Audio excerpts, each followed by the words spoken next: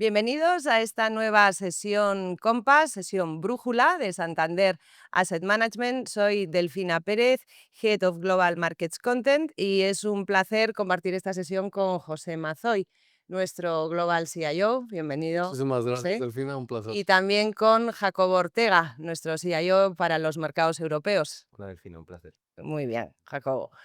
Pues a ver, desde la última vez que nos vimos en esta sesión han pasado un montón de cosas en los mercados. En términos de aranceles, pues atendiendo a las últimas noticias y mirando al 1 de agosto, el arancel medio estaría en el 20%, por encima de lo que estábamos considerando antes. Si miramos en temas fiscales, el One Big Beautiful Bill ya es una realidad y esto supone pues mayor déficit para Estados Unidos. Los datos americanos por el momento son resilientes en términos de crecimiento, pero están apuntando desaceleración respecto a los últimos años. Y si miramos a los indicadores de medición de estrés geopolítica, de este tipo de focos, no están en máximos, pero están en niveles elevados.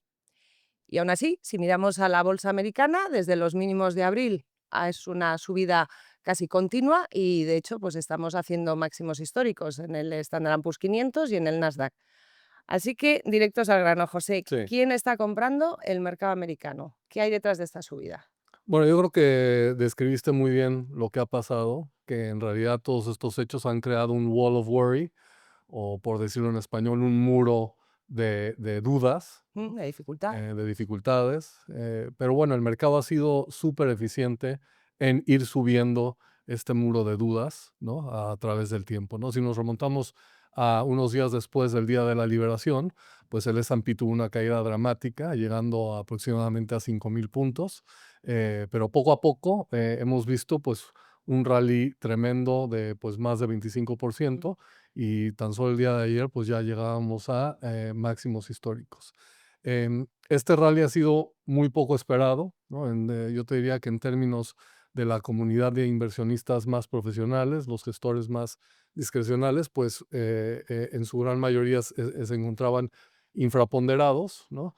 Y bueno, esto lo hemos visto a través de muchos datos de posicionamiento, donde vemos que tanto los hedge funds, los asset managers, los CTAs, etcétera, pues tenían, no tenían todo el equity que les hubiera gustado tener Viendo lo que... viendo el rally que hemos tenido, ¿no?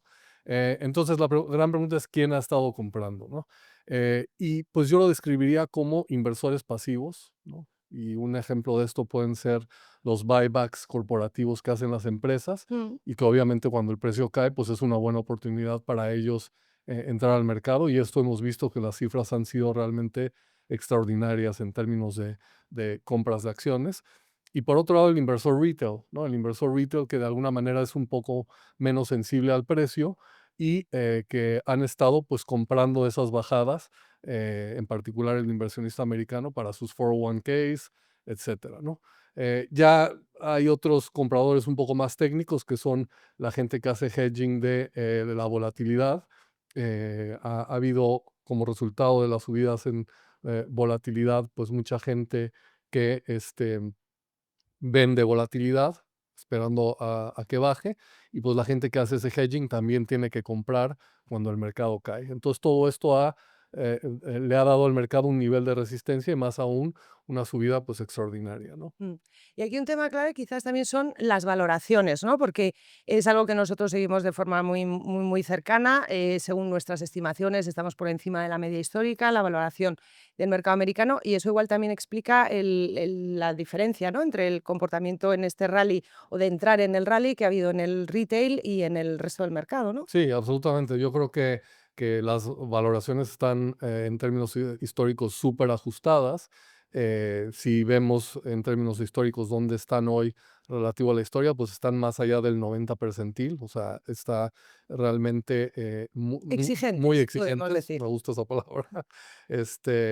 Y bueno, pues como decía antes, el inversionista retail es menos sensible Ujú. a esos precios. Sin embargo, los inversionistas más profesionales pues tienden a ser mucho más cautelosos, especialmente a estos niveles, ¿no? Y es por eso que se han quedado un poco detrás en este rally que hemos observado, ¿no? Es cierto que la bolsa de Estados Unidos lo viene haciendo mejor en términos relativos desde abril, destacando frente a los mercados europeos y en concreto si miramos a la eurozona, pero si miramos en términos de comportamiento en el año, de liderazgo, ha estado claramente en la eurozona, ¿no? Tenemos, Jacobo, mercados como el alemán, como el español, con Subidas subidas superiores al 20%. al 20%, y estas subidas, ¿cómo han venido, cómo se han ido produciendo? Y sobre todo, ¿tienen continuidad? ¿Les vemos recorrido? Bueno, a ver, nosotros yo creo en el outlook a principios de año sí veíamos la oportunidad por valoración en el caso de Europa, pero una de las cosas que indicábamos es que se requerían una serie de hitos para que este diferencial de valoraciones pues se fuera poco a poco cerrando. El mercado reaccionó muy rápido en enero a los resultados electorales en Alemania y al compromiso no solo de Alemania, sino del resto del Eurogrupo de invertir no solo en defensa, sino en el desarrollo de infraestructura y otra serie de políticas fiscales, pues hicieron que el mercado, que estaba estructuralmente infraponderado en Europa, pues comprara digamos, ese cambio de paradigma, y eso pues produjera una entrada de inflows que no habíamos visto en los últimos años. Yo creo que a día de hoy pues llevamos unos 45.000 millones de euros de entradas en el mercado europeo. Es verdad que una vez llegó el famoso Día de la Liberación y el anuncio de tarifas, pues ese diferencial, sobre todo en moneda local, porque es verdad que el euro ha seguido apreciándose Sí. desde el mes de marzo, pues ha sido más dispar o ha favorecido en cierto modo a Estados Unidos. En términos anuales seguimos viendo un diferencial de retorno, sobre todo para el inversor en euros, pues muy, muy notables.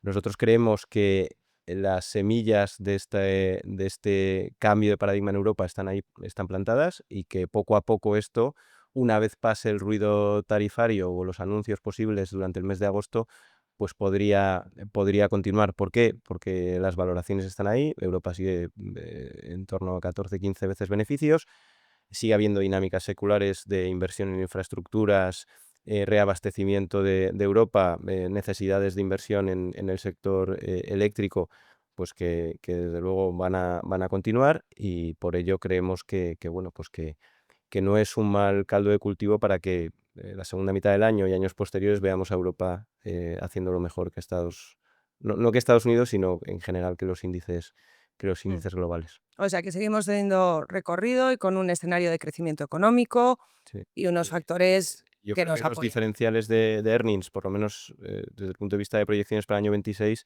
entre Europa y Estados Unidos, pues se cierran de manera Sí, notable. Estamos hablando igualando de niveles por perfectamente. encima del 10% en Europa, empujados pues por sectores como el sector financiero, defensa, incluso partes cíclicas del mercado que habían sufrido en los últimos años, pues pueden proporcionar esos retornos, esos crecimientos de doble dígito, y que el mercado, bueno, pues poco a poco los vaya poniendo en precio y los diferenciales se vayan ajustando.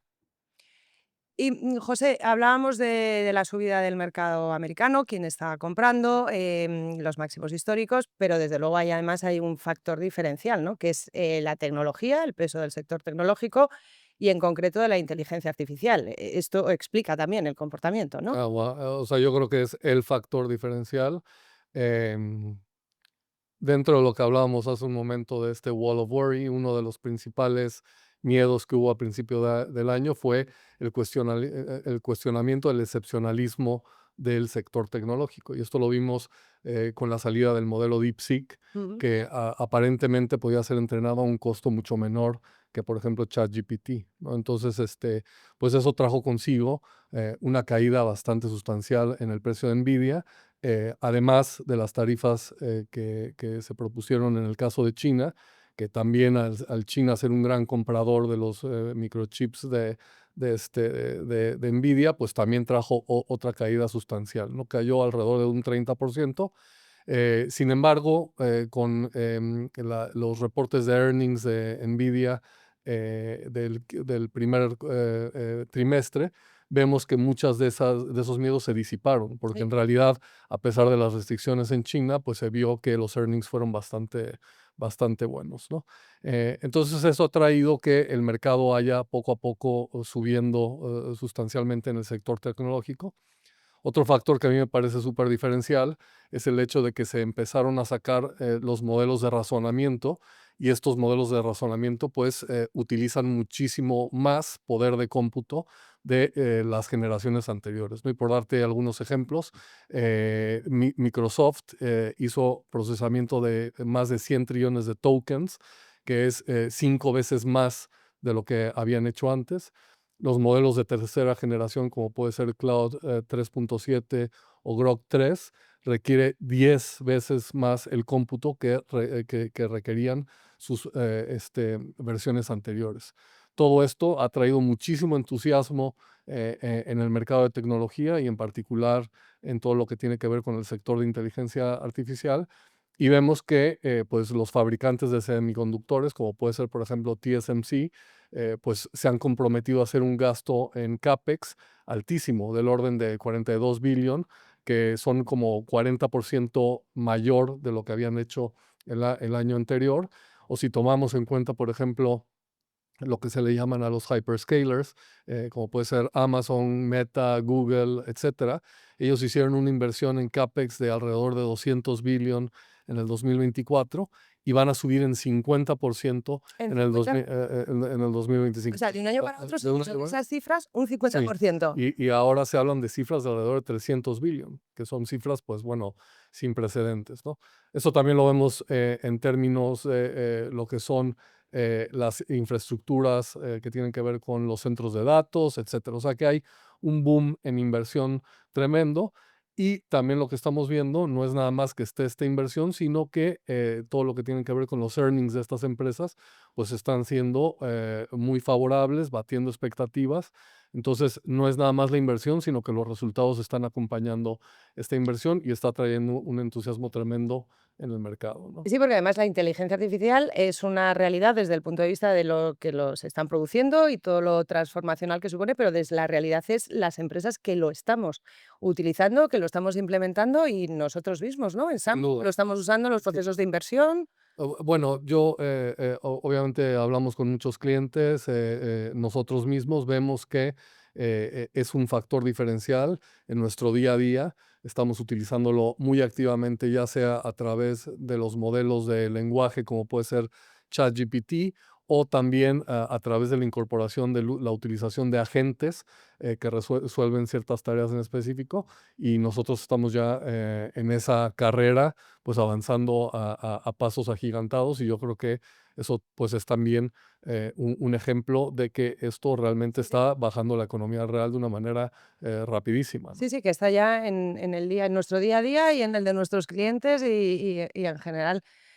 Y entonces, Jacobo, volviendo a la eurozona, mencionabas los planes fiscales y en concreto el de Alemania, que ha sido desde luego un hecho histórico, ¿no? Esto no era esperable y es Es un la cambio de cantidad. paradigma, o sea, una expansión fiscal de más o menos, según nuestros análisis, mayor al 1% en 2025 y 2026, en un entorno en el que se está creciendo.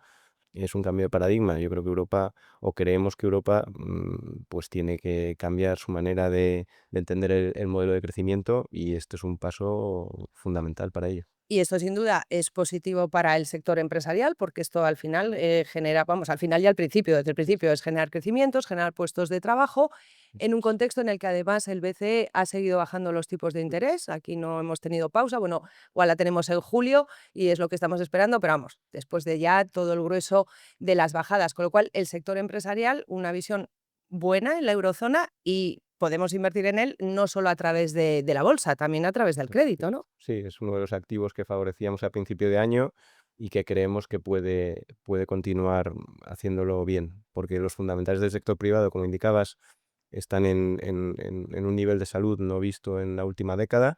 Por otro lado, y lo has mencionado, podemos discutir si los tipos en Europa van a bajar al 1,75 o al 2, pero el caso es que la dinámica sigue siendo de que vayan yendo a la baja.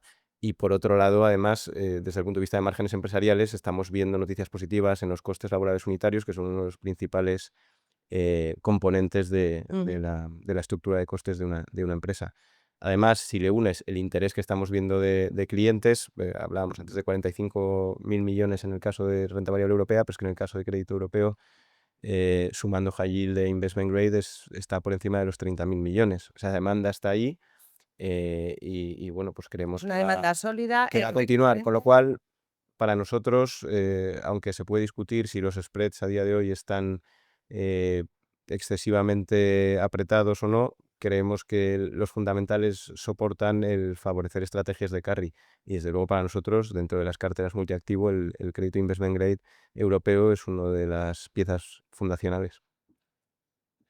Entonces, José, con este escenario que estamos comentando, que tenemos a Estados Unidos y también al resto del mundo vigilando los niveles de aranceles, pero en el caso de Estados Unidos, cómo le puede afectar en su crecimiento, en su inflación, cuándo puede bajar la Fed los tipos, porque por el momento continúa en pausa. Tenemos niveles de crecimiento razonables en China, hemos visto los últimos datos y lo está haciendo razonablemente bien. Vemos oportunidades en el mercado de crédito por la parte de las empresas. ¿Cuál es nuestro posicionamiento? ¿Cómo estamos ahora invertidos? ¿Cuáles están siendo nuestras decisiones de Sí. inversión? Bueno, yo creo que hay que ver un poco de dónde venimos, similar a muchos otros inversionistas profesionales, como lo decía al principio de esta charla. Hemos visto que teníamos una visión cauta, ¿no? Esta visión cauta, pues mucho por la incertidumbre que hemos vivido en los últimos meses, ¿no?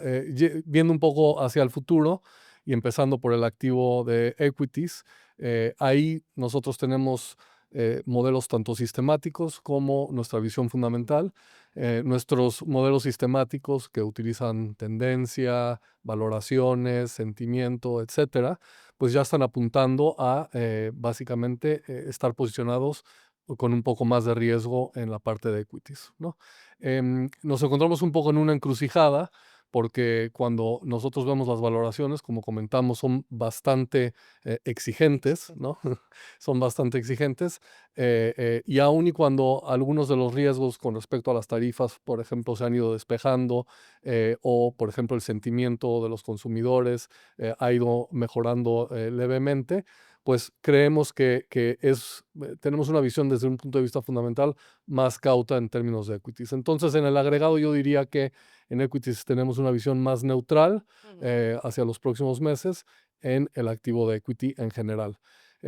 Cuando hablamos de renta fija, pues en renta fija pues hemos visto cosas realmente sorprendentes, ¿no? Subidas en la parte larga de la curva como resultado del One Big Beautiful Bill, rondando el 30 años en niveles de 5%, pero ha tenido la capacidad de absorber Sí. esas noticias y mantenerse bastante estable a través del tiempo, ¿no? Con lo que creemos que vamos a ver estabilidad en la parte larga de la curva.